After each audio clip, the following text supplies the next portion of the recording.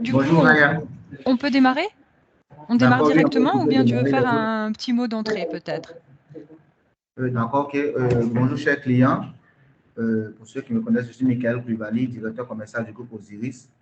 Je vous remercie pour votre présence, pour votre participation à ce webinaire, vraiment qu'on organise en collaboration avec C sur le module édition Cori by C. Vraiment, ces modules édition Cori by C vont vraiment vous faciliter la vie. Donc, je vais laisser la parole à l'éditeur pour vous présenter ces modules en question. Je vous remercie. Merci Mickaël. Je voulais aussi vous remercier, hein, Osiris et les clients et prospects d'Osiris. Moi, c'est Alexis Guiton, je travaille chez Sedge directement. Du coup, donc avec le groupe Osiris pour tous les produits que on vous diffuse et sur lesquels on vous accompagne. Et effectivement, aujourd'hui, on a la chance d'avoir en présentation les éditions Cori, qui sont des modules complémentaires à la ligne 100, qui sont aussi un développeur, enfin une maison d'édition qui est ivoirienne, donc qui connaît bien la situation qui se passe en local sur la Côte d'Ivoire et qui connaît les problématiques des entreprises là-bas. Et du coup, bah, voilà, je vais laisser la parole aux éditions Cori, qui sont aujourd'hui représentées par Raya et Tiemoko. Merci beaucoup Alexis, merci beaucoup. Bonjour tout le monde. Donc moi c'est Raya Mantoura, je suis business developer aux éditions Cori. Donc à savoir que comme le disait Alexis et c'est très important, les éditions Cori sont aujourd'hui, donc on parle de nous, mais c'est vrai que ce sont des solutions qui vous sont proposées par Sage aujourd'hui via le groupe Osiris. Donc si aujourd'hui le groupe Osiris est complètement formé sur nos solutions, ils sont tout à fait à même d'installer et de vous former à nouveau sur les solutions qu'on va vous présenter aujourd'hui.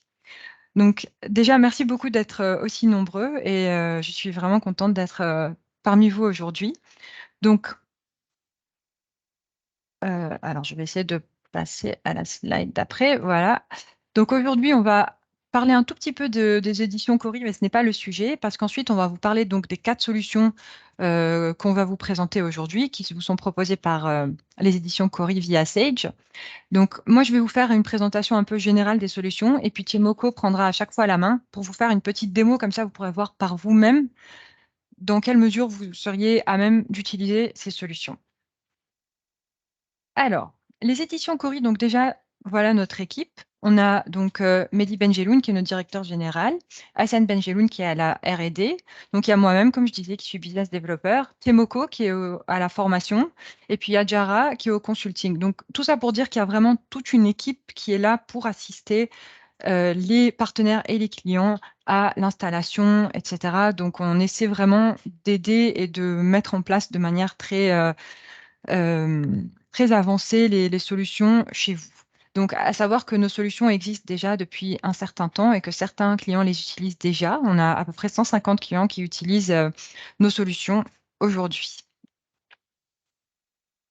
Alors, les solutions qu'on va vous présenter aujourd'hui, donc c'est Sage Edit Report et Décision by Cori, Sage Edit Virement by Cori, Sage Edit Trace by Cori et Sage Edit Solve by Cori. Donc, à partir de maintenant, on va dire Edit Report, Edit Virement, Edit Trace, Edit Solve, ça sera plus simple pour tout le monde.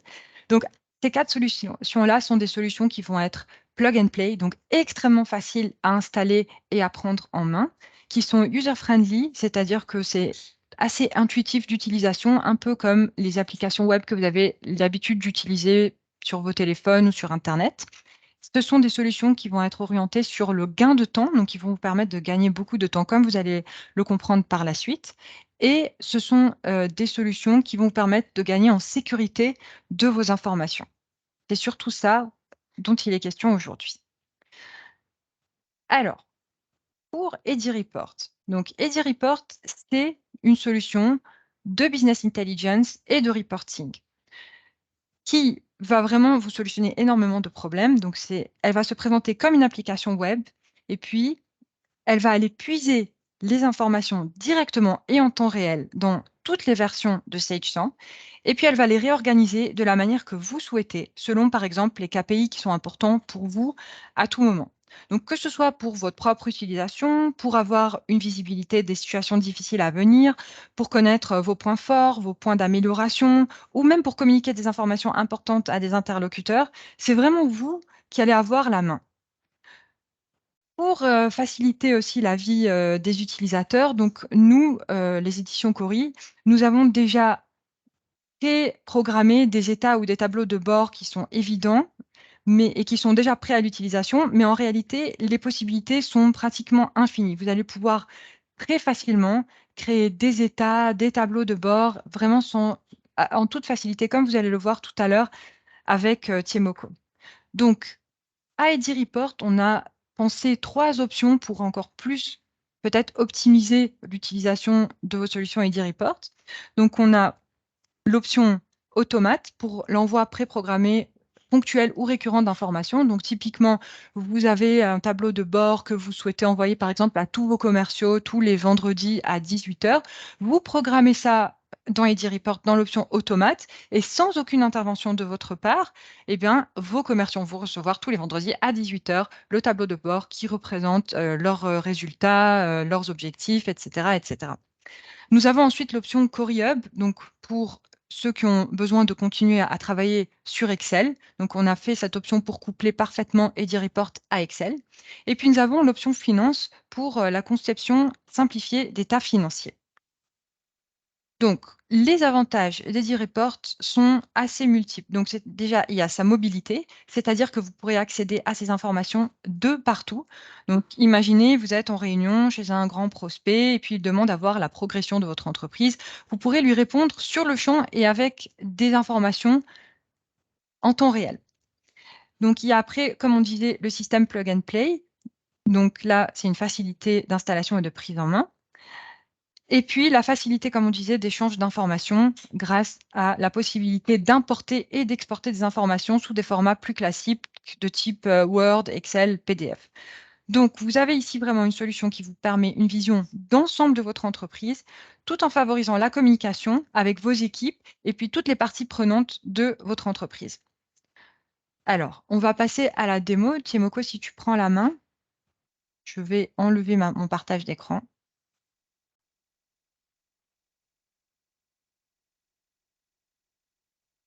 Bonjour à tous. Je ne sais pas si vous arrivez à voir mon écran. Raya, tu vois, c'est bon? Moi, je vois. Ok, super. Déjà, bonjour à tous. Merci déjà pour ton introduction. Et donc, comme Raya l'a si bien dit, l'édition Cori, c'est aujourd'hui 4 solutions qui vous permettent en fait de réaliser des actions bien précises.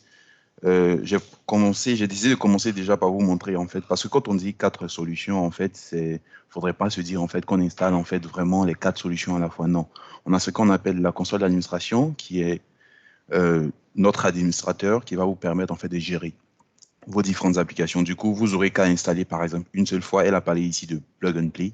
Donc, vous pourrez installer qu'une seule fois votre console et à partir de la console, vous allez pouvoir maintenant manipuler les différentes applications. Donc, comme vous le voyez ici, vous avez Ediso, EdiReport, EdiTrace et EdiVirement. Là, nous allons faire la présentation succincte de EdiReport. Alors, voici l'interface de EdiReport. Déjà, vous allez voir que EdiReport, c'est déjà vers la gauche, une barre verticale, en fait, qui recense les différents onglets de votre application. Nous sommes actuellement sur l'onglet tableau de bord. Comme vous le constatez ici, ce sont des tableaux de bord déjà conçus que vous aurez la possibilité, vous aussi, de concevoir, bien sûr, à l'aide des données que vous aurez définies dans le logiciel. Donc, après l'onglet tableau de bord, vous avez GCOM et CPTA. Donc, GCOM et CPTA, ce sont des onglets respectivement qui parlent de la gestion commerciale et de la comptabilité. Du coup, gestion commerciale, GCOM, vous pourrez réaliser des états relatifs à la gestion commerciale. Pareil pour la comptabilité, vous pourrez aussi réaliser des états relatifs à la comptabilité. Quand je viens dans GCOM par exemple et compta, vous voyez qu'on a exactement les mêmes sous-onglets, notamment structure, mouvement et situation. Dans structure, je ne pourrai que réaliser bien sûr les états, liste de tous mes éléments de structure, notamment dans la gestion commerciale. Je peux faire allusion par exemple aux clients, aux fournisseurs, aux tiers, etc., tout ce qui concerne en fait les structures de ma gestion commerciale. Pareil ici, je ne pourrais aussi faire que les structures que je connais, bien sûr, qui sont relatives à ma comptabilité. Ensuite, par exemple, donc, dans structure de gestion de la comptabilité, vous aurez les structures des états sur les comptes tiers, les comptes généraux, les comptes analytiques et les journaux. Ensuite, quand je viens dans mouvement, bien sûr, ça sera tous les mouvements, relatifs à la gestion commerciale. Nous les connaissons. Ce sont les ventes, les achats et les stocks. Donc, en fonction du type d'état que vous allez pouvoir réaliser, vous allez tout simplement vous positionner dans le domaine.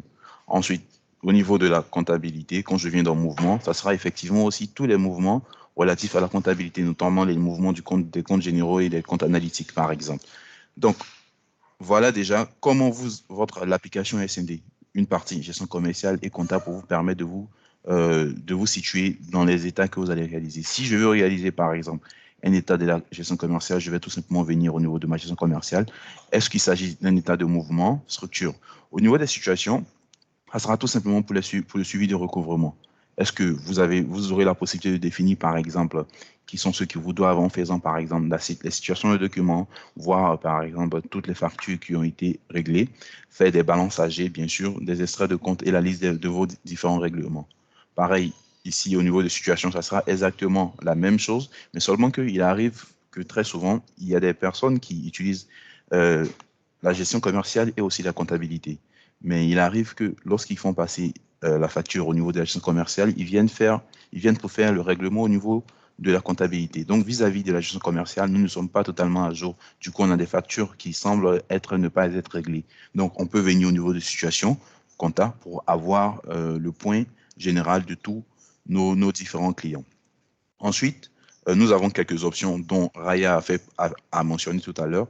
Il y a l'option finance qui va vous permettre de concevoir des états financiers, tels que par exemple des comptes de résultats, des bilans, etc., à partir bien sûr de ce qu'on appelle soit un compte de rubrique ou soit directement à partir des comptes généraux. Vous aurez la possibilité de définir ici par exemple des listes de rubriques que vous aurez la possibilité d'importer ou de vous-même créer directement. Si je lance par exemple le compte de rubrique compte de résultats, vous verrez que en fait, ce sont les lignes qui me permettent de réaliser mon compte de résultats. Donc, vous aurez la possibilité de définir ici ces rubriques. Et ces rubriques, vu que, comme on l'a dit, tous nos logiciels sont directement liés à Sage, ici, ils vont aller directement attaquer votre comptabilité. Du coup, vous aurez la possibilité ici de définir les différentes formules de rubriques et utiliser ces rubriques-là pour faire vos états. Et automatiquement, vos états ne pourront que s'actualiser automatiquement. Après l'option finance, vous avez l'option automate qui vous permet de faire quoi? De personnaliser, de réaliser des états et afin de les envoyer à vos différents destinataires. Je prends un exemple. Si vous avez plus de 1000 clients et que vous devez faire le suivi de recouvrement, vous devez être sûr que vos clients reçoivent chaque lundi ou du moins chaque vendredi soir leur relevé de compte tiers, ce qu'ils vous doivent. Donc, ça peut être fastidieux de le faire manuellement, c'est-à-dire envoyer par exemple des mails à plus de 1000 clients, à plus de 500 clients, même à plus de 100 clients.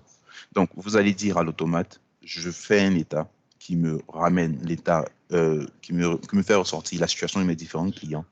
Et à partir de l'automate, qu'est-ce que je vais faire? Je vais lui dire l'état de la situation de mes clients, je souhaite envoyer à tous mes clients chaque vendredi 10 heures. Et pendant une certaine période, si vous avez défini pendant 1 an, 2 ans, chaque vendredi 10 heures, vos clients vont recevoir exactement l'état leur concernant. Aussi, vous avez par exemple des commerciaux avec vous, dont vous aimeriez tenir informés de leur performance mensuelle ou encore hebdomadaire. Vous aurez la possibilité de définir des états. Vous allez créer des états dans soit les onglets de comptabilité ou gestion commerciale et vous aurez la possibilité aussi de définir une plage où vous allez décider de les envoyer de façon récurrente. Donc, par exemple, chaque lundi matin, vos commerciaux sont au courant de tout ce qu'ils ont réalisé comme chiffre d'affaires, par exemple, la semaine dernière. Donc, vous voyez, vous concevez ici votre automate de la première étape à la 5e étape, c'est-à-dire définissez le destinataire, qu'est-ce que vous voulez envoyer et vous définissez le contenu de votre message. Et une seule fois que vous avez fini de paramétrer l'automate, automatiquement, en fonction de la date que vous aurez bien sûr prédéfinie, il va se faire automatiquement envoyer les états de façon automatique à vos différents collaborateurs ou à vos différents contacts dans la liste. Et en plus, vous avez la possibilité aussi de renseigner des contacts qui ne figurent pas forcément dans Sage. J'ai des contacts à qui je souhaite envoyer les états, mais qui ne figurent pas dans Sage. J'ai la possibilité de créer des listes personnalisées afin de les envoyer automatiquement.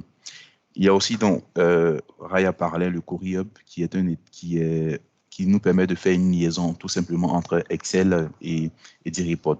Donc, la liaison va nous permettre de pouvoir utiliser du fonctionnel d'Excel parce qu'on n'a pas oublié aussi, on n'a pas omis les personnes qui sont vraiment accro à Excel, qui s'y connaissent vraiment et qui trouvent peut-être les applications web un peu difficiles à cerner. Du coup, on a décidé de garder ce lien-là, de permettre aussi à ces personnes de retrouver les états que vous concevez dans EdiReport. Vous pouvez les exporter directement au niveau de Excel et vous pourrez les utiliser. L'avantage, c'est que lorsque vous faites des saisies dans votre base de données, EdiReport a ces informations et automatiquement aussi, vous pouvez les actualiser dans Excel. Donc, vous avez une actualisation continue de vos données. Vous êtes sûr que peu importe ce que vous faites, vous retrouvez vos données là où vous êtes exactement. Et enfin, vous avez aussi l'onglet bibliothèque, par exemple. L'onglet bibliothèque qui va vous permettre d'utiliser des états que nous avons déjà pré-paramétrés, que l'équipe technique a déjà conçus, que ils ne seront que disponibles pour pouvoir les utiliser, par exemple. Si je lance, par exemple, l'outil gestion commerciale, l'état gestion commerciale, il va m'envoyer, par exemple, une analyse sur mes collaborateurs. Donc, je décide, par exemple, vous voyez ici, ce sont des tableaux de bord qu'on a déjà prédéfinis que vous pourrez utiliser. Donc, si je souhaite, par exemple, voir le chiffre d'affaires d'un de mes collaborateurs, j'entre, par exemple, sur 2022, par exemple, je n'ai qu'à changer la date et renseigne les informations que je souhaite avoir, je fais preview.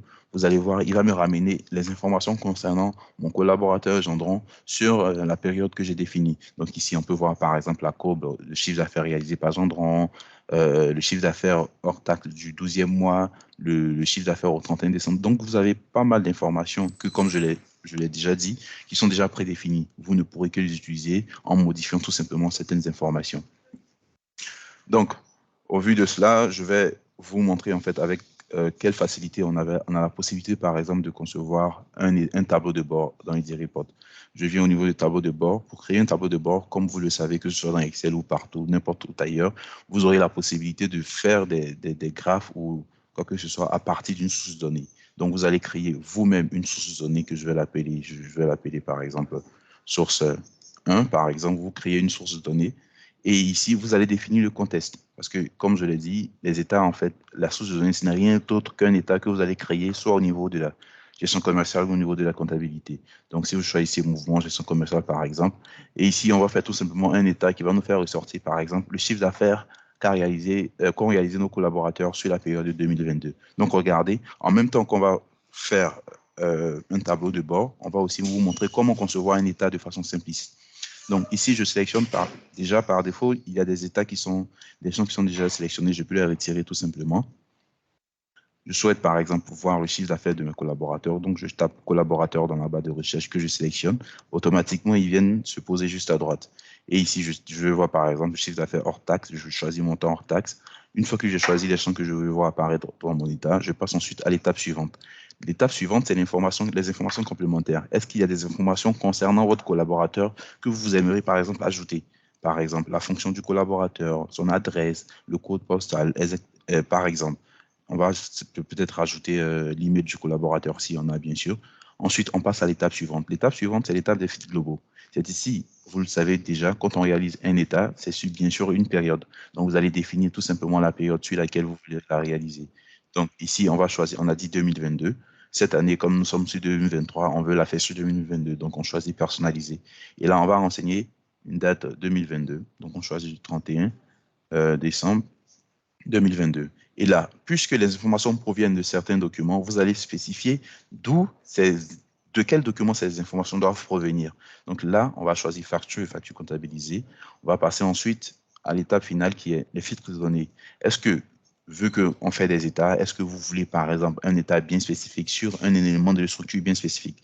Par exemple, je décide de faire le chiffre d'affaires de mes collaborateurs, mais j'aimerais que le chiffre d'affaires de mes collaborateurs soit spécifique sur un article, par exemple. Donc, je vais le filtrer en fonction d'un article ou en fonction d'une famille, d'un dépôt, d'un client bien spécifique. Donc là, pour notre exemple, on ne va pas le faire. On va tout simplement faire appliquer. On a choisi les choix des colonnes. Dans les choix des colonnes, nous avons choisi tout simplement les colonnes qu'on veut voir apparaître dans notre état. Dans les filtres globaux, nous avons défini les périodes. Et une fois que c'est fait, on fait appliquer. Donc là, on va avoir l'état qu'on souhaite. Donc, du coup, on a nos collaborateurs. et on a le chiffre d'affaires qu'ils ont réalisé pendant cette période. Dans ce cas, une fois que c'est fait, on fait enregistrer. Ensuite, on passe au widget. Le widget, c'est tout simplement les différents graphiques qu'on veut voir dans notre tableau de bord. Du coup, qu'est-ce qu'on fait? On passe ici, on rajoute un widget et on va l'appeler widget 1 par exemple. Je choisis la source de données que j'ai créée qui était source, si je ne me trompe pas, source 1. Je choisis, là il y en a deux, je ne sais plus c'est laquelle, mais pas grave. Je choisis source 1, je fais sauvegarder. Et là, il y a un élément qui s'ouvre qui sera par exemple l'élément d'indicateur. Si je décide de faire par exemple une courbe, je choisis le graphe. Donc là, vous-même, vous décidez en fait, c'est juste des paramètres que vous renseignez. Vous décidez de quel élément que vous souhaitez analyser. Par exemple, je décide de faire par exemple l'analyse du montant en taxes par mes collaborateurs. Une fois que c'est fait, je fais appliquer. Et là, j'ai ma courbe qui apparaît automatiquement. Une fois que c'est fait, je viens au niveau des dispositions. Ici, je définis en fait comment je veux voir en fait apparaître mon état. Donc, je définis ici. J'ai déjà ici des éléments que j'ai déjà prédéfinis. Je vais les supprimer rapidement. Donc, ici, vous allez définir quel espace vous voulez voir, votre widget doit occuper. Donc, je vais l'appeler widget 1, je crois. Donc, le voici ici. Donc, je le rajoute et je lui définis en fait la proportion qu'il doit occuper dans mon tableau de bord. Je lui dis, il occupe tout cet espace. Une fois que c'est fait, je fais appliquer. Et la dernière étape, c'est tout simplement la lecture de notre tableau de bord. Et voici, réalisez votre tableau de bord en quelques clics. Donc, voilà ici présenté succinctement le D-Report. Et j'espère que vous avez pris plaisir à profiter de cette présentation. Donc, Raya, je te passe la main.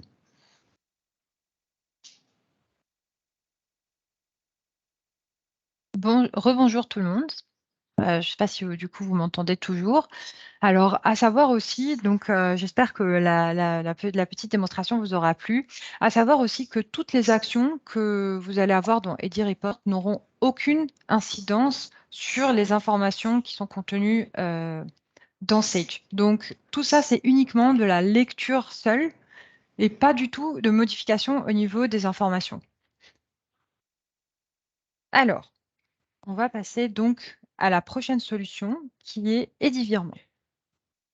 Donc, Eddy Virement, comme son nom l'indique, va s'occuper des virements de salaire. Donc, c'est une solution là qui va venir simplifier les manipulations liées au virement bancaire mensuel des salaires.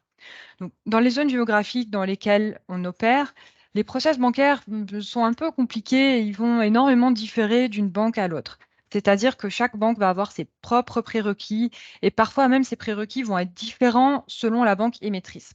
Et donc, chaque mois, générer les fichiers ou faire les manipulations requises pour effectuer les virements bancaires, c'est vraiment une épreuve parfois qui, typiquement pour une entreprise de 150 employés, peut prendre parfois jusqu'à 2-3 jours.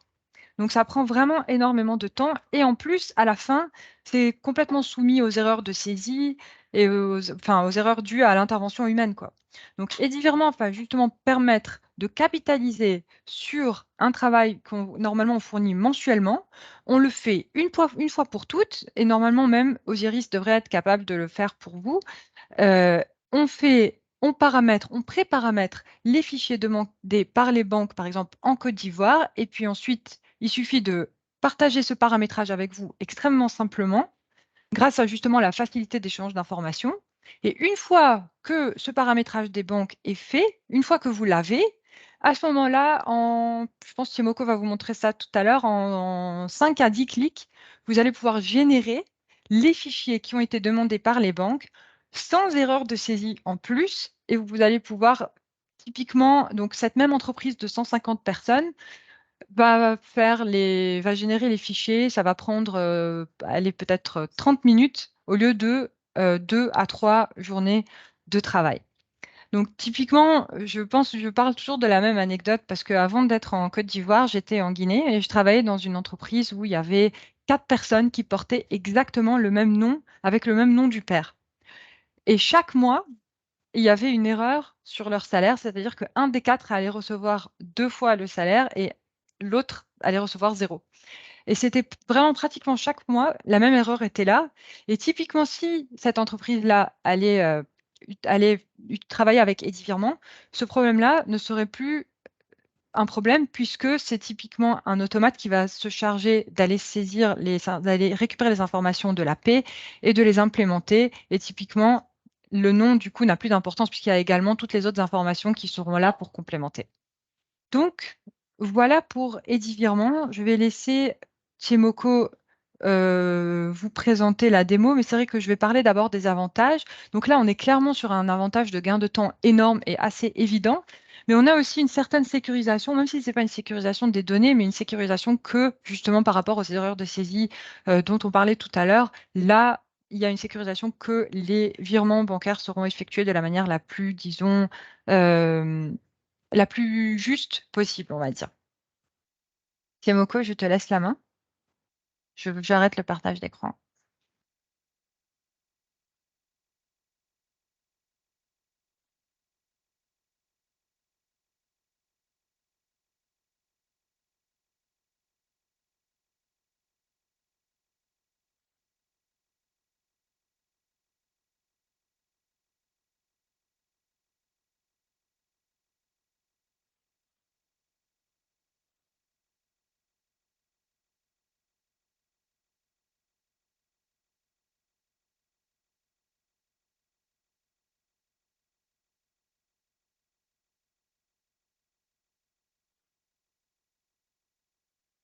Allô, allô, Timoko, Raya ou Mickaël, en fait, on vous entend plus.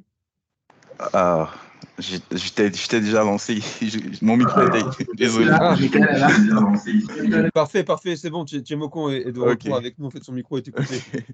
Ouais, j'étais déjà bien avancé, mais c'est pas grave, je reviens. S'il te plaît. Ok, ok, ok. Donc j'étais disant que en fait, Eddy Virement en fait a été développé dans le but de pouvoir en fait faciliter les virements de salaire. Ce qu'il faut savoir, c'est que généralement dans nos pays africains, on a les banques qui n'ont pas en fait les mêmes exigences, notamment au niveau des fichiers les formats de fichiers de virement de salaire. Pour une banque par exemple d'une banque à une autre, elle va nous demander un fichier qui est différent d'une autre banque, par exemple. Elle veut, pour pouvoir faire les virements de salaire, elle a besoin d'un fichier bien spécifique. Quand je prends ma slide suivante, on a ici, par exemple, 3 banques qui fonctionnent de manière différente. La première banque nous dit, par exemple, elle a besoin d'un fichier Excel ou TXT, peu importe, mais pour tous les salariés. C'est-à-dire que vous ayez des salariés à Aura Bank, à la Générale, peu importe, elle veut que tous les salariés soient dans un même fichier Excel ou TXT. Ensuite, il y a la deuxième banque qui dit, elle, par exemple, pour tous les salariés qui sont de sa banque, elle aimerait avoir, par exemple, ces salariés-là dans un fichier Excel et tous ceux qui ne sont pas de sa banque, un fichier TXT. Donc déjà, même on a une problématique. Cela voudrait dire que si vous êtes amené à faire des fichiers pour différents fichiers pour une même banque, vous êtes soumis à des risques d'erreur. Et non seulement la troisième banque qui vient tout gâter, entre griffes, elle dit en fait, elle veut que des fichiers pour autant de fichiers qu'il y a de banques. Donc, si vous avez 10 banques, vous allez devoir tout simplement concevoir 10 différents fichiers, par exemple Excel. Donc, cela, comme je l'ai dit, sera plutôt fastidieux pour vous de pouvoir réaliser ces fichiers. C'est pourquoi Eddy Virement, donc, Eddy Virement, ça sera quoi concrètement? Eddy Virement va vous permettre, comme Eddy Virement est lié directement à votre base de données paye, parce qu'il faut le préciser, Eddy Virement, c'est uniquement pour la paye.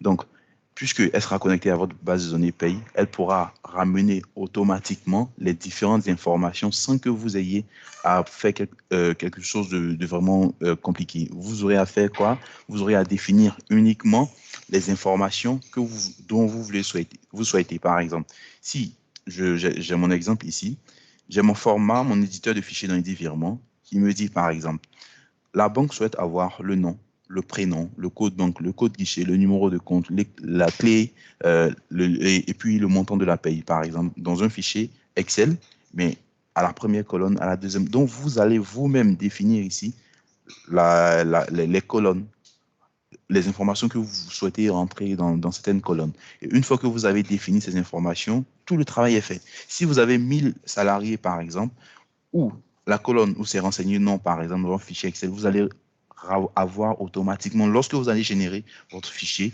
la totalité de vos salariés.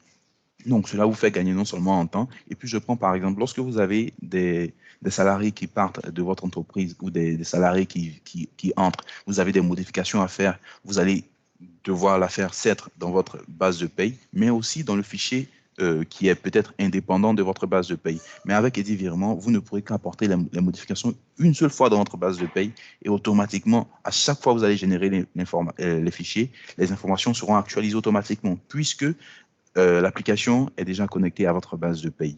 Donc, regardez ici, nous avons fait un exemple, nous avons défini par exemple, en première colonne, nous avons décidé de mettre le nom, ensuite le prénom, le code banque, jusqu'à mettre la paye. Et regardez ce que ça me donne. Ici, j'ai pris un exemple avec juste 3 salariés. Et automatiquement, il m'a ramené dans un fichier Excel les informations que je lui ai demandées. Parce que dans ma base, en fait, c'est une base de test et que j'ai que 3 salariés. Et automatiquement, il m'a ramené les 3 salariés avec le nom, le prénom, le code banque, le code guichet. Exactement. Donc, vous n'aurez plus rien à faire, juste définir ce que vous voulez voir. En première colonne, en deuxième colonne. Une fois que vous avez défini, vous n'aurez qu'à générer automatiquement vos fichiers, par exemple. Et ensuite, regardez ici, dans un autre fichier TXT, vous aurez la possibilité aussi d'avoir ces colonnes-là, ces informations dans un fichier TXT pour les banques qui en réclament, bien sûr. Ensuite, dire en fait la contrainte au niveau de SagePay. Comme vous le savez ici, généralement, au niveau de la fiche salariée, notamment au niveau de la banque, il n'est pas possible de rentrer en fait des caractères, de plus de 12 caractères au niveau du code compte, du champ compte.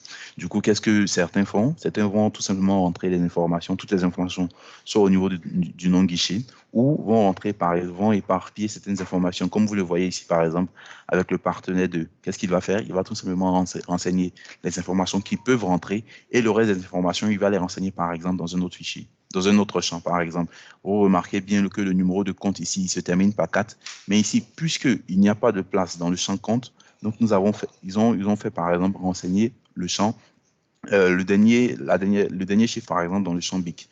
Et avec EasyVirement, comme nous faisons appel aux différents champs de Sage, nous aurons la possibilité de définir, en fait, de redéfinir les différents champs qui ne sont pas appropriés. Si vous avez, par exemple, le code compte, vous aurez la possibilité ici, à l'aide de notre interface, vous aurez la possibilité de redéfinir, en fait, certains champs afin de pouvoir les utiliser dans votre logiciel, afin de pouvoir faire appel aux informations que vous avez dans votre base de données. Et bien sûr, il faut que impérativement les informations soient saisies de la même manière pour tous les salariés. Parce que si vous avez, par exemple, saisi le code, les informations de votre dans non-guichet, pour un salarié, il faudrait impérativement que toutes ces informations soient saisies automatiquement de la même manière. Donc, je vous présente rapidement à quoi vous allez consister. Pour tout ce que j'ai expliqué, c'est exactement votre partenaire qui va se charger de faire. Du coup, ici, ça sera Osiris qui va se charger de faire tout le paramétrage. Et vous, qu'est-ce que vous aurez à faire? Je vous présente ici tout simplement. Vous venez tout simplement dans Générer et que vous faites virement. Et ici, vous allez voir, en fait, ce sont les formats de banques que nous avons déjà préparamétrés. Donc, vous allez voir les banques Attijari Wafa, BCC, Bridge, et ici, bon, ce sont les banques de Côte d'Ivoire que nous avons pris la peine, en fait, de paramétrer. Mais comme d'une banque à une autre, il n'y a pas vraiment de changement, ils pourront bien sûr facilement réadapter les exigences de vos différentes banques en fonction de ce que nous avons déjà paramétré. Donc, vous allez choisir tout simplement la banque. Je choisis par exemple la Générale, la SGBCI. Et qu'est-ce que je fais? Je fais générer mes fichiers. Et ici, je vais créer un nouveau fichier. Ici, je vais sélectionner le compte émetteur pour qui je veux faire le virement. Par exemple, ici, je vais prendre une de mes banques cibles. Je fais choisir. Ensuite, je passe à l'étape suivante. Je choisis, est-ce qu'il s'agit d'une paye en cours, d'une paye clôturée, d'un import fichier TXT. Je choisis une paye en cours. Je fais étape suivante. Ensuite, une fois que j'ai choisi, je vais désigner les salariés pour lesquels je veux faire, par exemple, mon virement, mon fichier de virement. Je les sélectionne tous, par exemple. Je passe au suivant. Ici, il y a un petit contrôle. Ici, il nous demande, par exemple, de contrôler certaines informations qui sont impératives afin de pouvoir faire les virements de salaire. Déjà, ici, il vous dit, par exemple, le montant total de virement effectué. Les banques distinctes, il y a combien de banques dans tous vos salariés sélectionnés? Ils vous disent qu'il y a 3. Et ici, il vous dit en fait que les salaires doivent être strictement positifs. Donc, vous devez cliquer pour vérifier si c'est le cas. Et il vous dit effectivement, un salaire ne peut pas être négatif. Donc, ce sont des petites exigences, des contrôles qu'on a mis afin de pouvoir vérifier que toutes vos informations saisies dans tous les champs sont correctes. Les salariés ont tous un code banque. Effectivement, si vous voulez faire un virement de salaire, vous avez impérativement besoin d'un code banque, d'un code guichet et d'un numéro de compte. Donc, toutes ces informations sont au vert Donc, on va vérifier aussi si toutes les clés RIB sont saisies, effectivement. Une fois que c'est bon, vous passez à l'étape suivante, qui vous propose les différents formats que vous allez déjà préparamétrer. Une fois que c'est fait, vous passez à l'étape suivante, où vous allez quoi? Générer et télécharger le fichier. Et regardez ici, j'ai quoi qui apparaît? Mon fichier, mon format de fichier. Je l'ouvre, par exemple, je suis dans le dossier, je l'ouvre, regardez, je vais l'extraire. Et ici, il m'a extrait quoi? Mon fichier de virement, qui est quoi? En Excel. En effet, c'est le format que m'a recommandé ma banque. Et regardez ici, qu'est-ce que j'ai fait? J'ai juste défini le code, nom, banque, agence. Ça, en fait, c'est le format Excel. Ce fichier-là, c'est le fichier que m'a envoyé ma banque. Parce qu'il arrive aussi que les banques ont un fichier bien standard qu'ils souhaitent que vous remplissez. Donc, vous allez vous charger tout simplement de remplir, saisir et remplir ces fichiers. Qu'est-ce que vous allez faire avec Edit Virement? Edit Virement va vous permettre d'uploader ce fichier dans le logiciel. Et qu'est-ce que vous allez faire? Vous allez tout simplement saisir. Regardez, pour le même client, pour la même banque SGBCI, regardez quand je retourne au niveau de mes paramètres, au niveau de l'organisation, je choisis SGBCI et je viens dans la configuration, configurer, et il y a l'éditeur de fichiers. C'est ici que j'ai défini quoi? J'ai défini l'établissement, la raison sociale, le code d'établissement et le compte dans mon en-tête. Et dans le corps, je lui ai dit quoi? Je souhaite avoir l'idée du salarié. Regardez qu'est-ce qu'il m'a mis ici. L'idée du salarié, le code. Ensuite, qu'est-ce que je souhaite avoir? Une concaténation test. Ensuite, je veux avoir le code banque. Regardez qu'est-ce qu'il m'a mis. Il m'a mis le code banque. Ensuite, qu'est-ce qu'il m'a... Donc, vous avez défini ici les différents champs que vous voulez voir apparaître. Et non seulement, ces champs ont été en fonction de quoi? Du format de fichier que la banque m'a transmis. Parce que j'ai eu l'opportunité ici, en entrant dans le fichier de génération, d'importer, de télécharger le template que la banque m'a transféré afin que je puisse, lorsque je vais exporter les informations puissent rentrer automatiquement dans le fichier que la banque m'a envoyé. Donc, voilà comment vous aurez un gain de temps fou avec ce logiciel Edit Virement qui va vous permettre en fait de gagner vraiment beaucoup de temps et de vous éviter surtout les risques d'erreur parce que c'est sur ça qu'il faut beaucoup appuyer. Les salaires, c'est pas des choses avec lesquelles on joue surtout.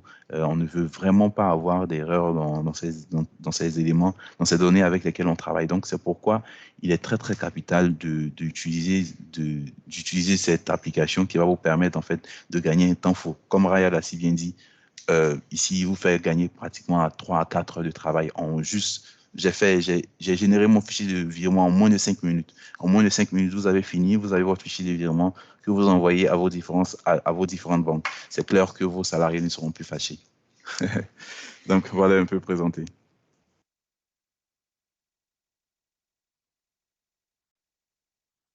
Donc, Raya, je te laisse prendre le main. Ben oui, moi j'aime bien aussi, je trouve ça magique à chaque fois. Alors, on va passer à Editrace.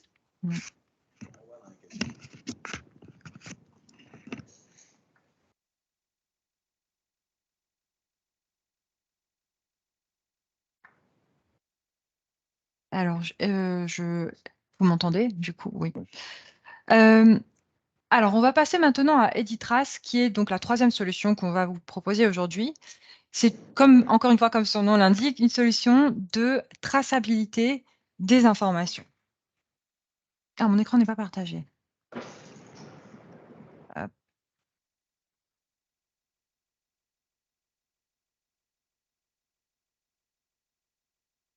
Ah oui, d'accord. Pardon.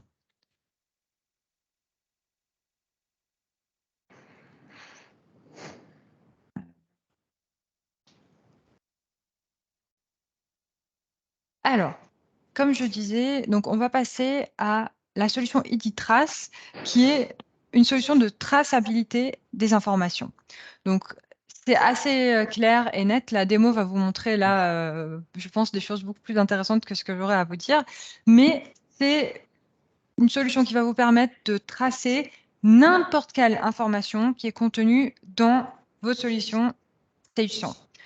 Donc, vous pourrez suivre l'évolution de n'importe quelle information, les modifications qu'elle a subies, quand et par quel utilisateur les données ont été modifiées, et pour pouvoir ensuite restituer simplement les données correctes en cas d'erreur. Donc, il y a eu une erreur de saisie ou quelque chose dans le genre. Vous n'allez pas passer des heures à fouiller dans vos dossiers pour trouver quelle était l'information correcte à implémenter.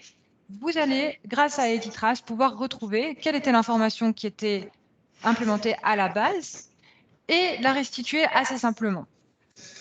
Donc, on a en plus rajouté, je suis désolée, il y a beaucoup d'écho dans... Timoko, peut-être tu éteins ton... Si tu éteins ton... Donc, comme je disais, là, n'importe quelle information qui est contenue dans Sage 100, vous allez pouvoir tracer son cycle de vie, voir quelles modifications elle a subies, par qui ont été subies, à quel moment, etc. Et vous allez pouvoir retrouver de manière très simple et très rapide surtout, et avec une lisibilité. Et c'est là le vrai avantage d'Editrace, c'est que les informations sont extrêmement lisibles. Donc, c'est vrai que parfois, on peut savoir ce qui s'est passé, mais ce que va vous montrer justement Timoko après, c'est à quel point c'est simple et lisible. L'information est extrêmement lisible et facile à trouver. Donc, pour optimiser encore plus l'utilisation d'Editrace, on va mettre en place une option de gestion des alertes qui va vous permettre de paramétrer des alertes personnalisées. C'est-à-dire que les informations les plus critiques pour vous, vous allez pouvoir les signaler et comme ça, Editrace va vous notifier par mail en cas de modification de ces informations critiques et vous pourrez donc intervenir en temps et en heure avant qu'il y ait des dégâts, disons, qui, qui soient graves. Voilà. Donc là, on est sur des avantages d'Editrace qui sont évidemment, on est carrément sur l'optimisation de la sécurité des données et en particulier des données critiques. Une garantie de la fiabilité des données de gestion, un gain de temps en cas justement d'erreur de saisie, on gagne en temps pour retrouver l'information correcte à remettre dans Sage, et toujours aussi la mobilité de l'information, c'est-à-dire que vous pourrez accéder à Editrace où que vous soyez. Donc je laisse la main à Timoko pour vous faire une démo, vous montrer justement comment Editrace va pouvoir tracer n'importe quelle information et à quel point c'est lisible, justement, j'insiste là-dessus. Ok, donc je te prends l'écran. Ok. Pour faire ma démo, je dois impérativement me connecter à ma base. Donc, regardez, je vais tout simplement me connecter à ma gestion commerciale. Je fais ouvrir, je sélectionne le fichier, je fais ouvrir. Excusez-moi.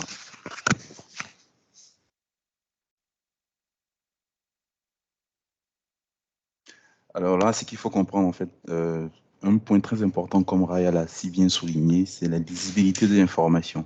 Alors aujourd'hui, avec Editrace, vous aurez la facilité de pouvoir, en fait, savoir quelle action a été réalisée dans votre base de données, par qui, à quel moment, et qu'est-ce qui a été et qui n'était plus, par exemple. Donc, vous aurez cette facilité de pouvoir, en fait, lire l'information et de savoir, en fait, qu'est-ce qui a été exactement réalisé dans votre base de données. Donc, on attend que ma base s'ouvre. Je pense que... What's wrong? Je crois que ma base a peur. Il y a tellement de participants que ma base a peur de s'ouvrir.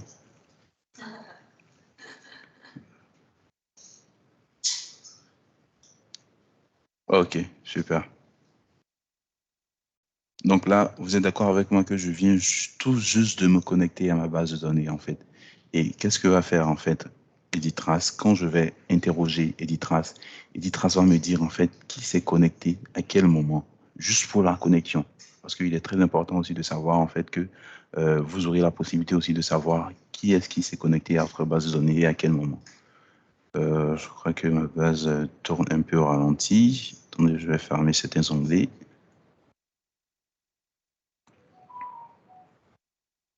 Ok. Donc là, je viens tout simplement juste de me connecter. Donc, je retourne dans Editrace, je fais actualiser.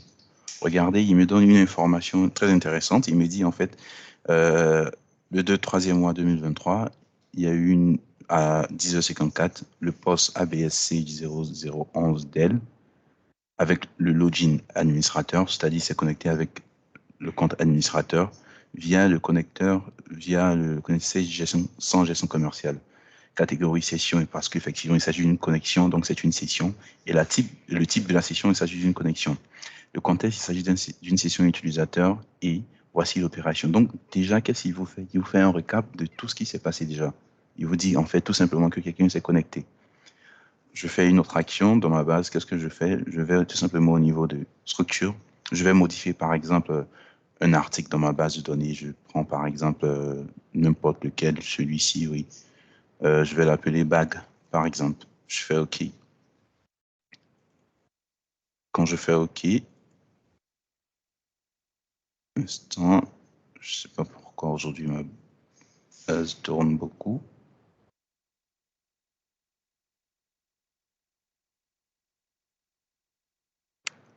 Regarde, qu'est-ce que je vais faire à ma base? Donc, je vais essayer de voir si l'action a été prise en compte. Déjà.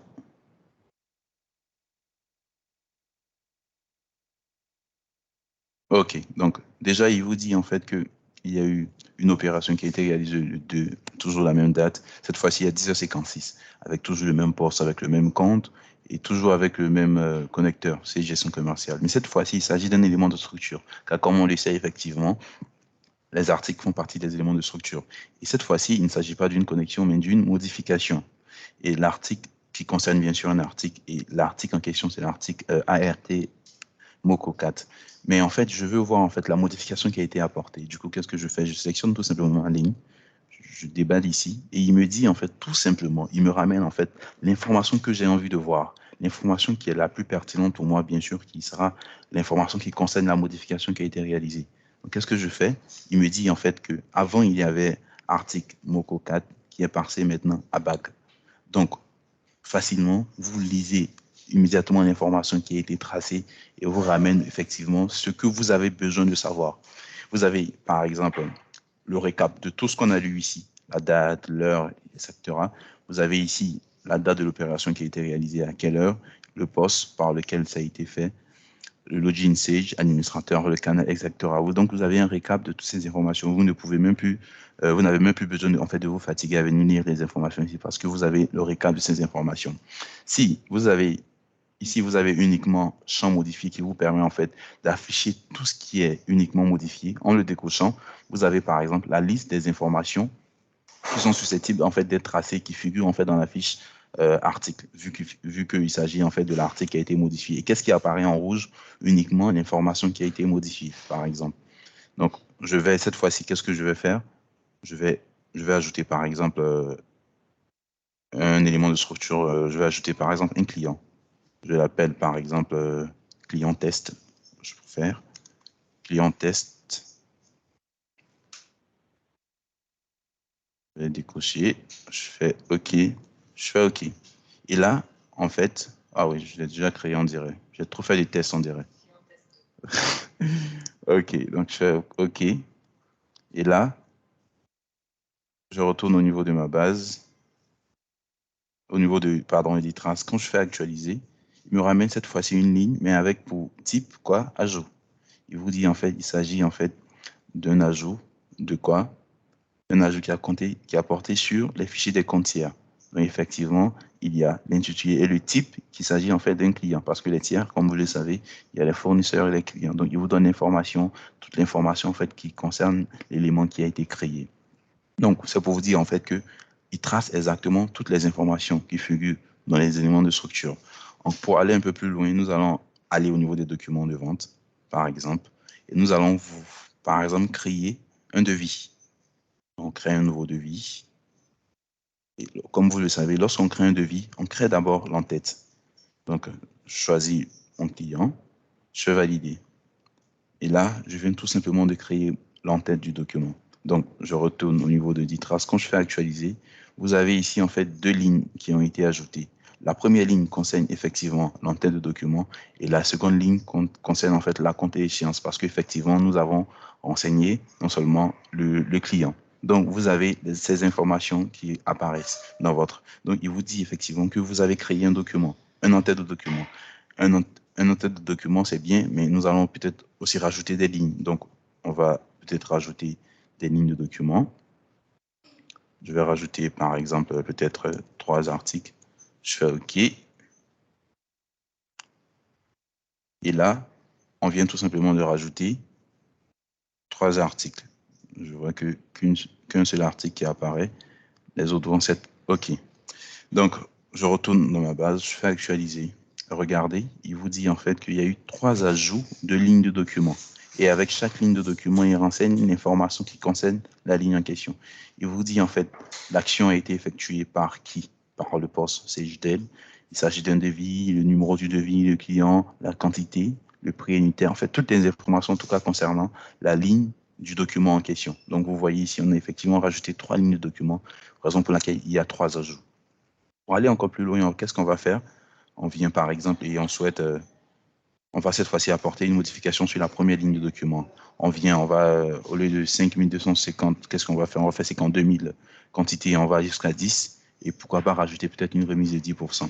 Donc, qu'est-ce que je viens de faire? Je viens de faire 3 actions, 3 modifications de façon simultanée sur une seule ligne de document. Qu'est-ce que je retourne?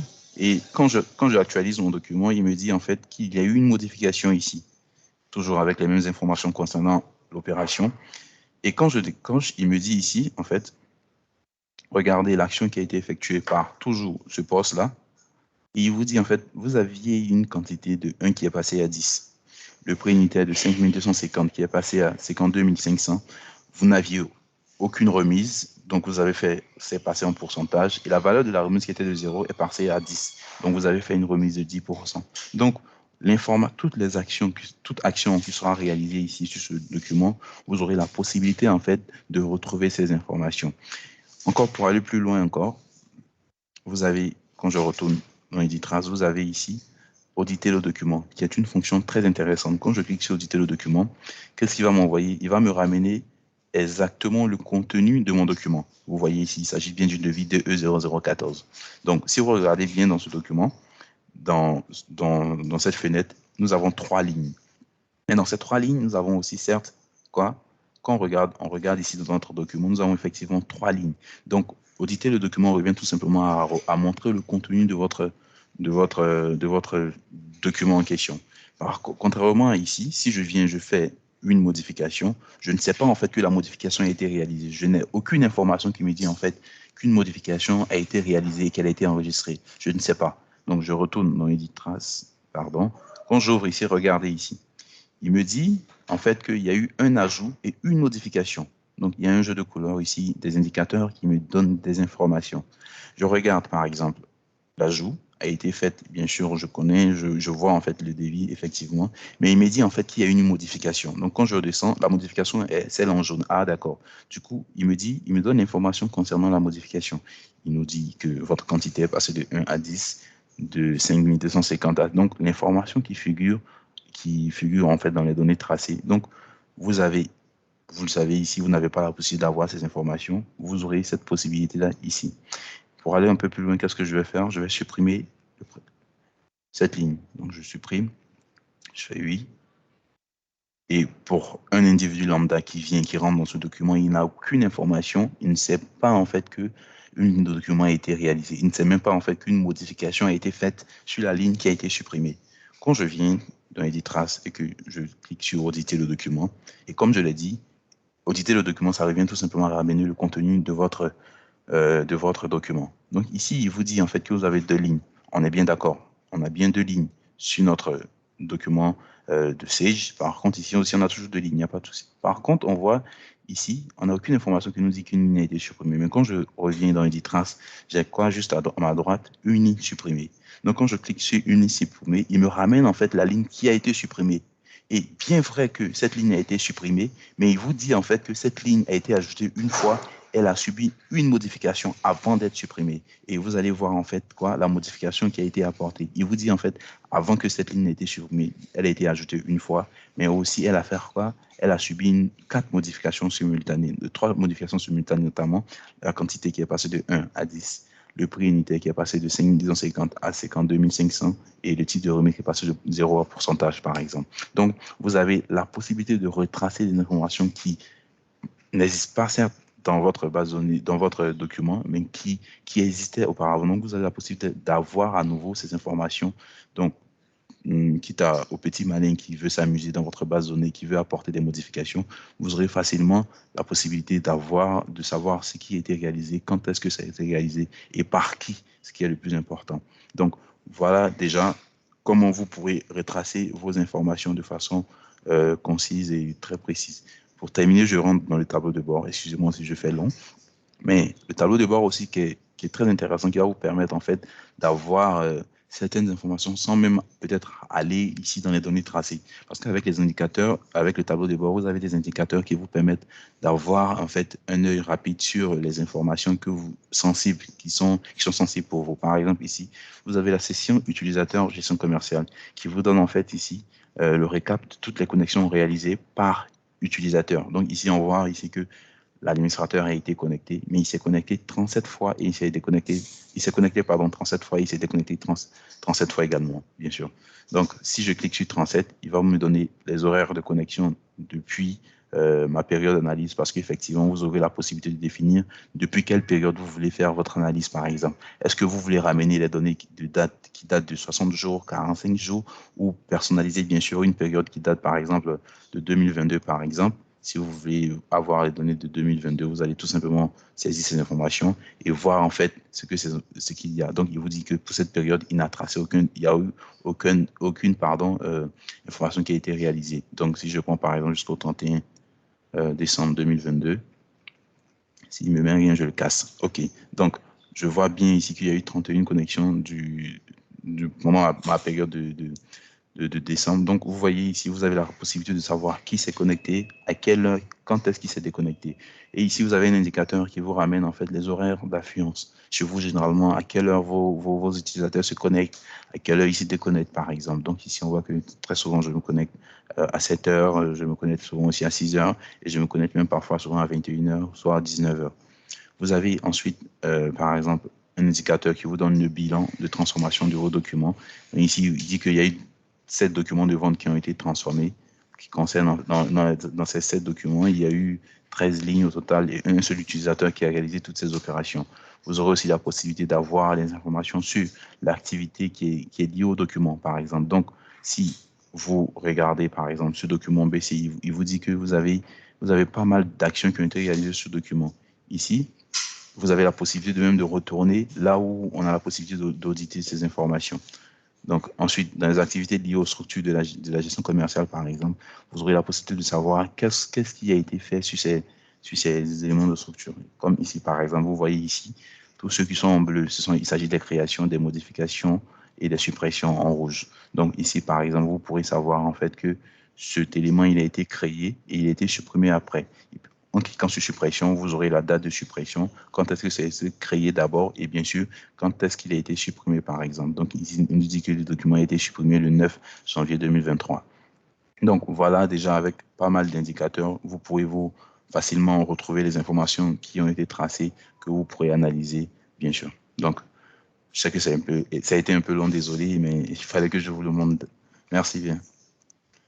Donc, Raya, je te passe la main. Moi, j'ai... Oui. Oui, allô? Oui, c'est Michael Koulibaly. Ouais, Michael. Voilà, merci beaucoup pour la présentation.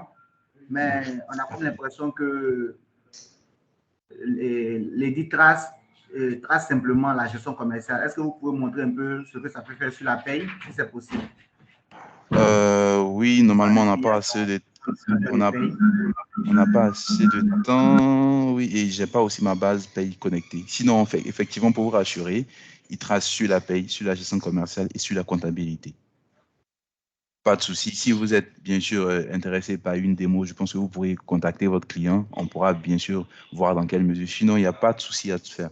Comme en fait, comme c'est une présentation bien sûr succincte, on vous montre comment les informations se présentent et qu'on a la possibilité en fait de tracer. Ne vous en faites pas. Michael, si tu veux, après cette réunion, moi j'ai une vidéo pour montrer comment ça fonctionne sur la paix, parce qu'en fait, Yemoko n'est pas connecté sur sa base de paix. Donc, si tu veux, je peux la partager avec toi et puis tu la repartages. C'est exactement le même principe, ça fonctionne exactement de la même manière et ça trace exactement avec la même fiabilité, la même précision. Et c'est vraiment pareil. Mais je te partagerai la Vidéo. vidéo. La vidéo. OK, merci Raya. Pas de OK? souci. Je vais la vous. diffuser au client.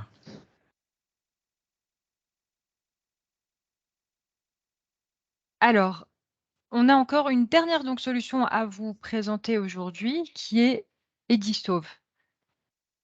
Alors Edisauve, c'est comment vous dire? Je ne sais pas si vous avez entendu parler en ce moment enfin nous on a eu quelques mauvaises nouvelles de la part de certaines entreprises qui, par exemple, se sont fait prendre en otage leurs informations. Donc en ce moment, il y a un climat assez important avec du piratage sur Internet. Et donc, je sais que je parle souvent de ça, mais dans l'entreprise dans laquelle je travaillais, on avait aussi été victime d'un piratage et c'est pas une très belle expérience, franchement. Donc, je ne sais pas si certains d'entre vous ont été sujets à ça, je n'espère pas. Mais en tout cas, il y a un climat important en ce moment, donc en Côte d'Ivoire en particulier, mais aussi dans le monde en général, enfin, même dans l'actualité, on entend beaucoup parler de ça. Il y a un climat de piratage qui est assez important. Et typiquement, quand on se fait pirater nos informations, je pense que même à titre personnel, on connaît tout ça. Des fois, on est en train de travailler sur un fichier Excel, et puis le système tombe en rade, et puis on a perdu tout ce qu'on était en train de faire. C'est vraiment pas une expérience sympa, et c'est encore moins sympa quand après on se fait demander des sommes exorbitantes pour récupérer nos informations, comme ça a été le cas pour certaines entreprises. Donc déjà, mondialement, de manière générale, mais aussi en Afrique de l'Ouest en particulier. Donc, ce que va faire justement Edisauve pour pallier ce problème-là, c'est que Edisauve, donc c'est à la base, c'est un automate qui va vous permettre de sauvegarder vos informations selon la stratégie que vous voulez. Donc, les informations que vous avez dans Sage 100, Edisauve, vous nous lui demandez, voilà, moi, tous les jours à 18 heures, je voudrais une sauvegarde différentielle. Et puis ensuite, toutes les semaines, donc je sais pas, ça dépend, je dis n'importe quoi, mais ça dépend de votre stratégie. Donc tous les vendredis, 19 heures, une sauvegarde complète, et ainsi de suite. Edisauve va faire ça pour vous tous les jours. Il va vous faire une sauvegarde différentielle comme vous avez demandé. Et puis, tous les vendredis soirs, il va vous faire une sauvegarde complète, etc. Et après, par exemple, ça aussi, c'est selon vous. Typiquement, ça peut être toutes les 3 ou toutes les 5 semaines, toutes les 4 semaines, toutes les 10 semaines. Il va commencer à effacer les anciennes sauvegardes selon ce que vous avez défini. Donc, plus besoin de compter sur un désigné volontaire pour faire les sauvegardes le soir à 19 heures quand tout le monde s'est déconnecté, qui doit attendre, vérifier si ça s'est bien passé, ça s'est pas bien passé, s'il y avait de la place sur le disque dur ou sur le serveur. Là, c'est Edisauve qui va faire pour vous. Et en plus, Edisauve va venir vous prévenir en cas de problème. Donc, s'il n'y avait plus de place sur le serveur, il va vous dire, attention, la sauvegarde n'a pas pu marcher, il n'y avait pas de place sur le serveur. Et donc, la personne responsable des sauvegardes, donc ça peut être le DSI par exemple, ou quelqu'un de l'équipe, ben, il va pouvoir intervenir uniquement en cas de problème et non pas à chaque sauvegarde, etc. Donc là, on est sur un gain de temps en plus du gain de sécurité des informations qui est assez important. Mais là où Edisauve va avoir une vraie valeur ajoutée, c'est que avec l'option d'externalisation, vous allez pouvoir automatiser également des sauvegardes sur un serveur externe. Et c'est là qu'on est dans la vraie sécurisation des informations. Donc, typiquement, vous investissez dans un serveur FTP, un serveur externalisé. Bon, ça peut être par exemple le cloud.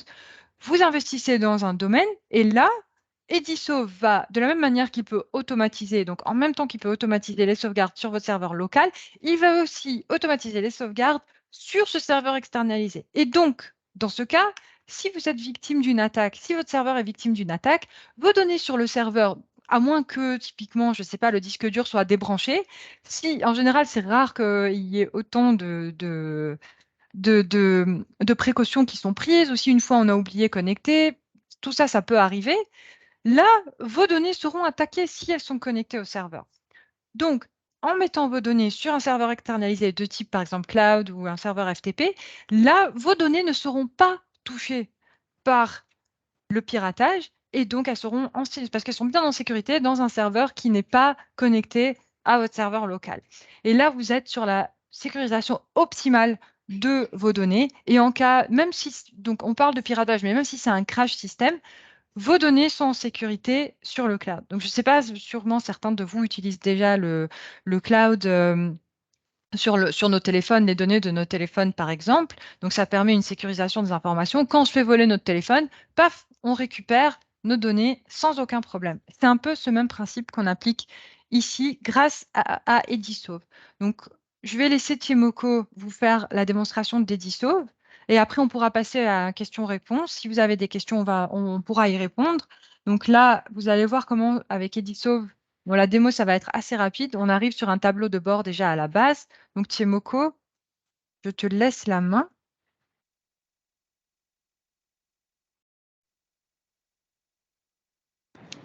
Ok, donc merci Raya. Donc juste pour appuyer en fait ce que Raya disait, aujourd'hui nous le savons, les données d'une entreprise c'est la vie de cette entreprise là en fait. Donc il est très important en fait de ne pas négliger cet aspect de sauvegarde. D'ailleurs, je pense que aujourd'hui, il n'est pas négligé par tout le monde, mais tout ce qu'on veut faire en fait en vous présentant Edisauve, c'est un moyen plus optimal en fait afin de pouvoir en fait avoir vos sauvegardes avec vous et même avec l'option externalisation qui sera en fait très intéressante, qui va vous aider en fait à pouvoir avoir votre sauvegarde de façon automatique sans que vous ne fassiez un effort de façon automatique sur un serveur cloud, par exemple. Donc, voici déjà présenté l'interface Edisauve. Edisauve, c'est déjà un tableau de bord. Vous avez remarqué, en fait, c'est quasiment les mêmes onglets, bon, pas les mêmes onglets, mais les mêmes interfaces, parce que ici, vous avez une barre verticale aussi qui recense les différents onglets. Donc ici, dans le tableau de bord, vous avez ici les onglets qui vont vous permettre, sont juste des indicateurs relativement aux différentes sauvegardes. Donc ici, par exemple, vous avez les sauvegardes qui ont été réalisées, les 3 dernières sauvegardes, par exemple. Donc, il vous donne aussi les sauvegardes à venir, par exemple. Donc, il dit, moi, ma prochaine sauvegarde, ça sera le 1er avril 2023 à 17h. D'ailleurs, hier, le 1er, j'ai reçu une notification que la sauvegarde a été réalisée. Regardez ici. Hier, c'était bien ça, à 17h. Vous voyez bien, mercredi 17h. Voici ça, 1er, 3e mois 2023. À 17h, j'ai reçu une sauvegarde. Et le plus important, c'est que j'ai été notifié de cette sauvegarde.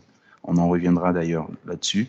Mais en fait, juste pour dire en fait que j'ai planifié mes sauvegardes sur une certaine période et pendant cette période, je vais automatiquement recevoir cette sauvegarde. Ça, je pense que le principe, vous le connaissez.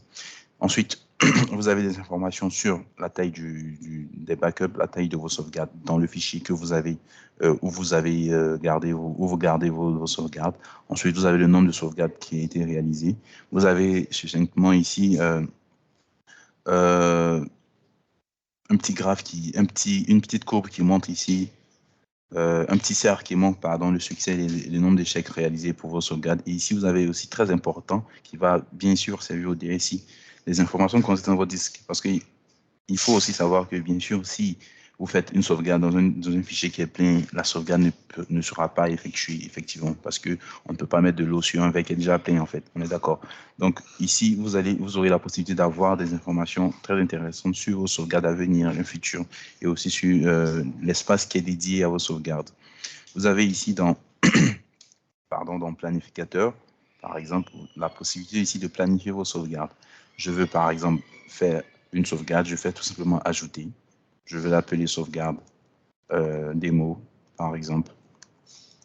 Et ici, vous allez tout simplement sélectionner le nombre les bases que vous voulez réaliser. Et d'abord, ce qu'il faut savoir aussi, nous faisons des sauvegardes de base, peu importe qu'elles soient de Sage ou pas, du moment où ces bases figurent sur SQL, nous avons la possibilité de faire la sauvegarde de ces bases.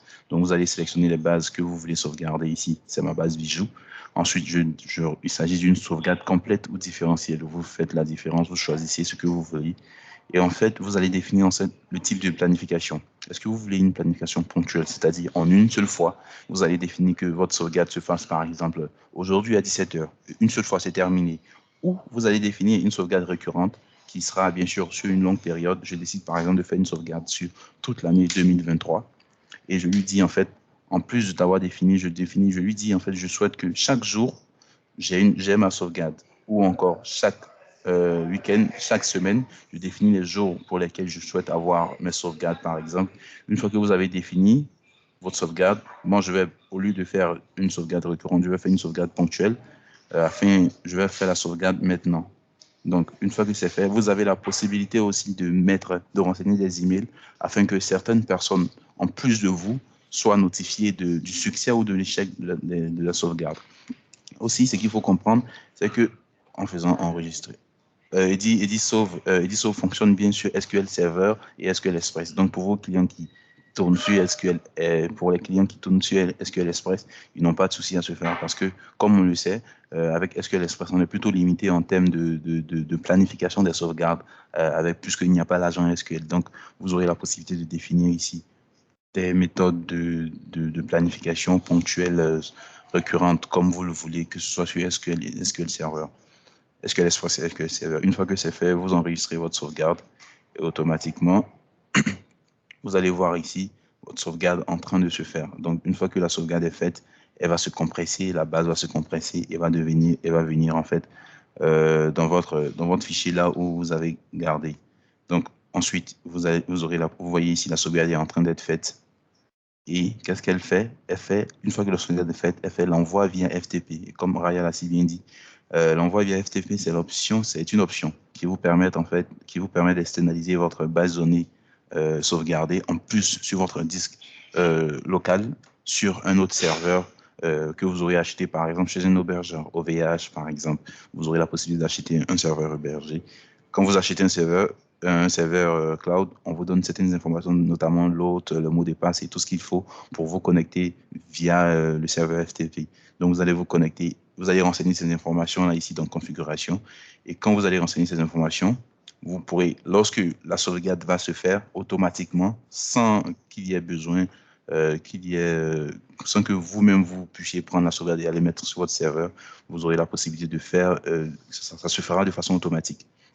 Donc, ensuite, dans les sauvegardes, vous avez ici la sauvegarde démo. Donc, il me dit la sauvegarde démo est passée au vert. Donc, elle a été effectuée sans souci. La sauvegarde a été réalisée. Ici, j'aurai la possibilité en fait de voir en fait mes sauvegardes en cours. Donc ici, il me dit voici mes sauvegardes à venir. La sauvegarde que je viens de réaliser s'appelle sauvegarde démo. J'ai la possibilité bien sûr d'avoir les informations concernant la sauvegarde, quand est-ce qu'elle a commencé, quand est-ce qu'elle est terminée, tout ce qu'il faut savoir en fait sur la sauvegarde en question.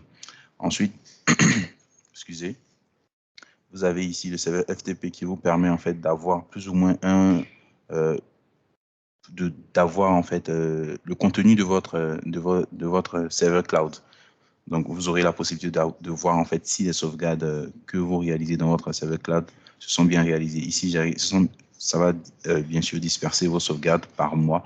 Ici, j'ai des sauvegardes de janvier et de mars. Donc, je clique sur, par exemple, sur celle de mars pour voir effectivement si ma sauvegarde a bien été réalisée. Deuxième mois, et voici ma sauvegarde démo. Donc, ma sauvegarde est bien là. Pour la récupérer, j'aurai qu'à me connecter avec mon identifiant que m'aura transmis mon hébergeur à partir de soit FileZilla ou de tout autre serveur FTP que vous connaissiez. Ensuite, vous pourrez récupérer votre base de données. Bien sûr, en cas où celle que vous aurez eue sur votre serveur local sera en défaillance ou en cas de perte, par exemple. Enfin, vous avez l'onglet configuration qui va vous permettre ensuite de pouvoir, en fait, de savoir où vous avez, par exemple, défini votre sauvegarde, où est-ce que votre sauvegarde doit être logée lorsque la sauvegarde va se faire. Vous avez ici une stratégie de rétention qui va vous permettre en fait de faire une suppression de façon automatique de vos sauvegardes. Si vous faites des sauvegardes, plus vous faites des sauvegardes, plus celle qui date d'il y a longtemps, par exemple, est moins importante parce qu'elle ne comportera pas, bien sûr, les données des sauvegardes récentes. Donc, vous aurez la possibilité de supprimer, de créer une stratégie de rétention afin de pouvoir supprimer de façon automatique des sauvegardes qui datent depuis belle lurette. Ensuite, très important aussi, vous aurez la possibilité d'associer certains documents, des documents tels que les documents d'impression, par exemple, de votre gestion commerciale ou encore de votre base de paye. Vous aurez la possibilité de joindre les répertoires, de sorte à ce que lorsque vous fassiez des sauvegardes, par exemple, regardez, lorsque vous fassiez des sauvegardes, vous allez pouvoir aussi sauvegarder non seulement la base de données, mais aussi les documents qui sont peut-être importants pour vous, que vous n'aimeriez pas, par exemple, refaire. Donc, non seulement vous allez sauvegarder la base, mais vous allez sauvegarder aussi des documents qui sont importants pour vos clients, qui vous prennent, par exemple, du temps à pouvoir les concevoir. Donc, si je ne souhaite pas, par exemple, l'un de vos clients est attaqué, se fait attaquer, du coup, il perd tous ces documents qui lui servent, qui lui permettent de travailler. Comme vous avez fait une sauvegarde et que vous avez sauvegardé non seulement la base de données, mais aussi les différents documents qui lui permettent de travailler, il pourra bien sûr les récupérer dans son serveur cloud et pouvoir continuer de travailler. Donc, ensuite, c'est le SMTP, c'est pouvoir faciliter en fait les envois de mails. Ensuite, dans les notifications, il est important aussi de savoir que lorsque vous faites une sauvegarde, vous êtes tenu informé. Lorsque la sauvegarde s'est bien déroulée, même quand la sauvegarde s'est mal déroulée, ce qui n'est pas le cas avec lorsque vous faites des programmations de SQL avec SQL. Donc, vous ne savez pas exactement si la sauvegarde s'est bien déroulée. Il faut aller chaque fois, par exemple, vérifier dans votre dossier si la sauvegarde s'y trouve ou encore l'échec des scénarisations. Lorsque vous faites une scénarisation, vous êtes tenu informé de si les scénarisations échouent, par exemple. Aussi, vous avez, lorsque le problème aussi avec les sauvegardes, c'est que très souvent, lorsqu'on fait des sauvegardes, on ne vérifie pas, notamment si le disque sur lequel est positionné le fichier de notre sauvegarde est saturé. On n'a pas cette possibilité. Bon, pas qu'on n'a pas cette possibilité, mais on oublie parfois. Donc, avec Ediso, vous aurez la possibilité d'être tenu informé lorsque, par exemple, votre disque sera à moins de 5% d'être rempli, par exemple. Donc, il va vous envoyer une notification afin de pouvoir aller vider votre dossier. Et bien sûr, ça sera au cas où vous ne voudriez pas utiliser la stratégie de rétention qui, comme je l'ai expliqué, va vous permettre en fait de nettoyer les bases qui datent depuis belle lurette afin d'avoir de l'espace pour pouvoir contenir les autres bases à venir. Donc, voilà un peu Edisoft, voilà un peu présenté rapidement Edisoft. J'espère que les 4 applications que nous avons présentées ont été compréhensibles. D'ailleurs, nous sommes là s'il y a des questions et bon, je laisse la parole à Raya.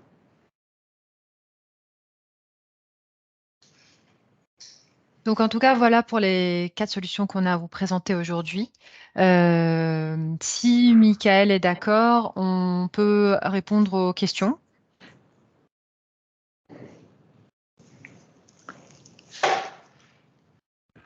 Ouais, Oui, et d'ailleurs, il y a Monsieur Aswakon qui a levé la main. Alors, je ne sais pas Oui, je vois ça, ouais. si il Bonjour peut monsieur, vous prendre. m'entendez? Ah, bonjour. Bonjour. Ok. Ma question, c'est de savoir, elle est un peu technique, à l'endroit de monsieur Tiemoko, si je me trompe. Au niveau du déploiement de votre solution, tout à l'heure, la démo des logs, c'est-à-dire toutes les actions qui sont menées sont stockées, c'est au niveau de la base de données ou ce sont les fichiers logs? Donc, c'est au niveau de la base de données. D'accord. Donc, je veux savoir quelle est la précaution à prendre en vue du grossissement des fichiers. C'est vrai que Vous les avez... comptables, ils ont leur traitement, mais Oui. par derrière, au niveau de la maintenance de la base de Mhm. données, le grossissement des fichiers, Oui. qu'est-ce que vous nous conseillez en ce sens? Vous avez par exemple Editrace, surtout Editrace, c'est Editrace qui requiert bien sûr des données parce que vous avez besoin d'avoir des données que vous voulez par exemple réanalyser qui datent depuis belle lurette par exemple. Avec Editrace, vous avez l'option d'archivage qui va vous permettre en fait d'archiver des données sur une certaine période. Vous avez fait des analyses, vous avez fait des traçabilités sur par exemple, je prends un exemple, le premier semestre de 2023. Et vous allez tout simplement archiver ces données-là afin de pouvoir libérer de l'espace et pouvoir travailler continuellement, sans souci. Ok, ça me va. Et dernier point, Oui. quel conseil vous donnez ou quelle est la précaution à prendre en termes de déploiement? Vous faites du multiplexage ou sur un seul disque, on Non, installe tout tout simplement sur un seul disque. On installe sur un généralement seul disque? sur le serveur, oui. Et l'installation est très très rapide, ça ne prend même pas de temps. D'accord. On installe juste la console d'administration et avec tout simplement on exporte avec un fichier qui contient tout simplement les 4 applications. Parce que comme je l'ai dit, les applications ne sont pas installées une à une. Une fois que vous installez la console d'application, les applications sont déjà là par défaut. Il faut juste les activer avec les licences. D'accord. Donc, cela voudrait dire qu'il faut veiller aux sauvegardes de sorte que s'il y a un crash, c'est la restauration des éléments sauvegardés qu'on... Voilà, c'est ça. Oui, effectivement, c'est pourquoi Edith Sauvé là. D'accord. OK. Bien perçu. Merci. Merci à vous.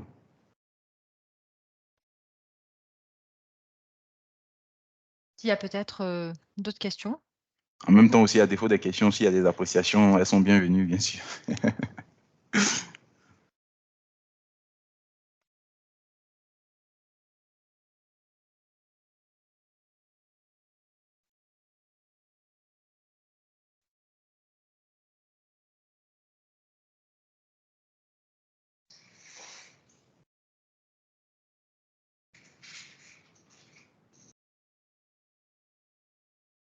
Donc, En tout cas, pour remettre un petit peu aussi le contexte des éditions Cori, donc c'est un set d'applicatifs, on en a vu 4 aujourd'hui, qui s'accordent avec nos solutions 7 Donc, comme Jumoko et Raya ont pu vous le mentionner, que ce soit sur la paye, la comptabilité, la gestion commerciale euh, et autres. Donc, en fait, c'est vrai que le champ d'application, il est très vaste et très utile. Et il faut savoir que si Sedge, nous, on a décidé de collaborer et d'inclure à notre catalogue les éditions Cori, c'est que l'ensemble des fonctionnalités qui sont proposées, nous, on ne les proposait pas forcément sur la 100, et donc ça vient enrichir notre fonctionnel, et ça vient apporter des fonctions et des utilisations qui sont complémentaires et qui nous aident beaucoup. Et aujourd'hui, une autre chose, c'est qu'effectivement, on a de nombreuses références de clients qui travaillent sous, euh, sous la 700 couplée à édition Cori,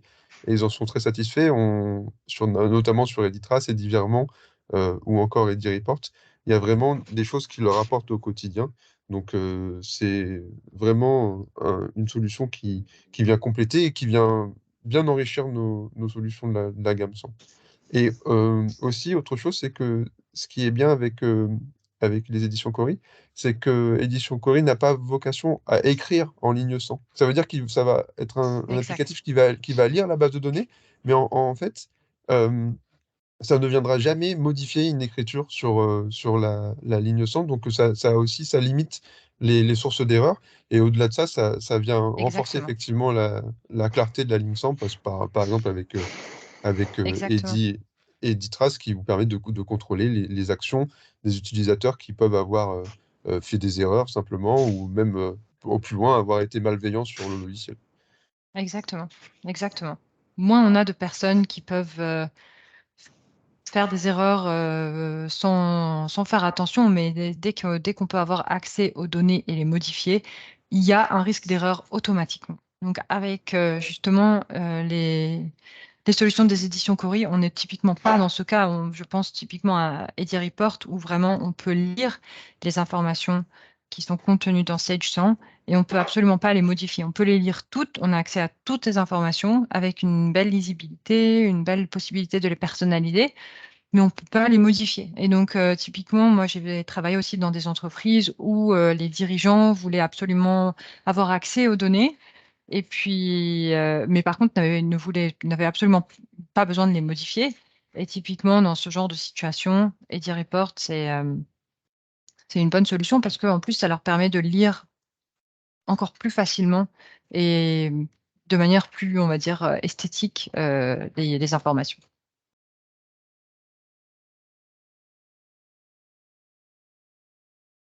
Eh Est-ce qu'il y a bien, peut-être d'autres questions, d'autres peut-être que les réactions? gens sont timides aujourd'hui ou peut-être que c'était un peu long. Bah, en tout cas, c'est pas le trait de caractère qui m'a le plus marqué quand je suis venu à Abidjan. C'est pas la timidité. Mais peut-être qu'aujourd'hui, effectivement, on a une population qui est un peu plus timide. Et au-delà de ça, j'en parle en collaboration avec Michael, du coup, d'Osiris. Mais en ce moment, on a des offres promotionnelles sur nos produits de la ligne 100, dont font partie Édition Cori. Donc, on a Tout à fait. jusqu'à la fin mars, je vous dis, des offres commerciales pour, avoir des promotions sur ces modules-là. Donc, si ça vous intéresse, n'hésitez pas à vous renseigner auprès de Michael, et nous, on vous fera derrière les offres adéquates en prenant en compte l'opération commerciale pour que vous puissiez en bénéficier.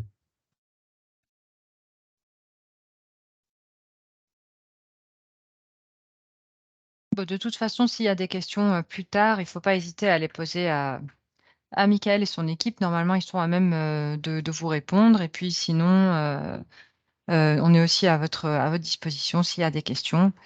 N'hésitez pas à vous rappeler de toute l'équipe Osiris. Donc, encore une fois, c'est eux-mêmes qui sont tout à fait complètement formés. Ils ont suivi la formation avec nous. Ils sont tout à fait à même de vous installer nos solutions. Donc, ouais, effectivement, nous, on est à votre disposition, à la fois Madame Traoré, Michael Koulibaly également. Michael, est-ce que tu veux prendre le mot de la fin?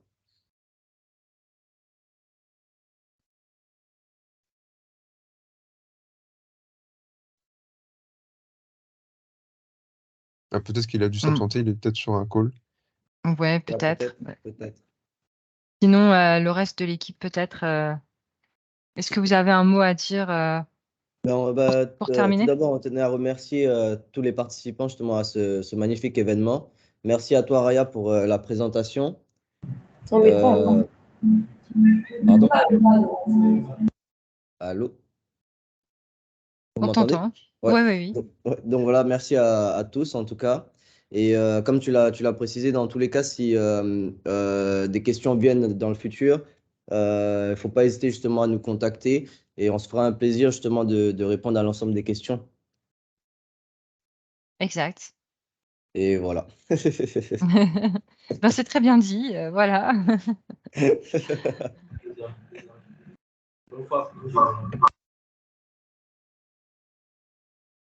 Donc, je pense qu'on peut clôturer. Et, encore merci à tout le monde d'avoir assisté à cette réunion. Et voilà, bonne journée à tous. Bonne journée à toi et Merci merci tout le beaucoup. monde. Bonne journée. Ok, bonne journée, merci. Merci, au revoir.